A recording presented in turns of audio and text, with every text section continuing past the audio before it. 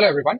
Let me take you all through a quick demo of the Sakshm platform. So this is the landing page. You should be able to log in with the credentials shared with you or with one of your registered IDs. Once you do that, you should land on the home page. So on the home page, you should see four sections. So one is for your personal coding as well as algorithm practice. The lab section would be enabled by your institute. There are sections for mock interviews as well as practicing real world projects.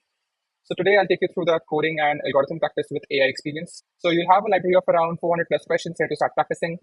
You have some standard sheets over here which will allow you to practice in case you're looking for some structured step-by-step practice environment. You can also select questions on the basis of difficulty levels, topics, or companies, if you so wish. You can also pick questions in a random manner in case you're looking to practice in a more interview-like experience. So let me search for a question around binary search. Great, we have something here. So we'll pick this problem. So first of all, I'll reorganize the interface to my liking, and then I'll start going through the question. This seems to be like a typical binary search question. And here we have Disha ma'am. So Disha ma'am is our AITA who will be guiding and assisting you throughout this problem. You can ask questions about the problem statement, about your code, about the platform, or any queries that you might have. So first of all, let me try a shortcut and just say, can you give me the code for this problem? So Disha has strong guardrails in terms of not to give you direct answers, but actually work in a Socratic manner and help you with a step-by-step approach. So in this case, Disha is actually asking me that the array is sorted and if I actually know how binary search works. So I'm going to say, oh, I see, is this divide and conquer approach. So Disha has come back and saying, well, I'm absolutely right that this would be solved using a divide and conquer approach, and it's asking me if I want to go ahead and start implementing this problem.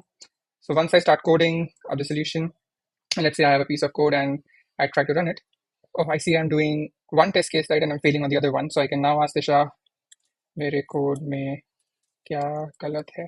So in this case, I'm using Hindi, which means what is wrong in my code. So Disha can immediately provide response because she has real-time access to my code. So she's saying, I suppose I'm doing something wrong on line 13. So instead of incrementing the pointer by 1, I'm doing it by 2. So I can now go ahead and run.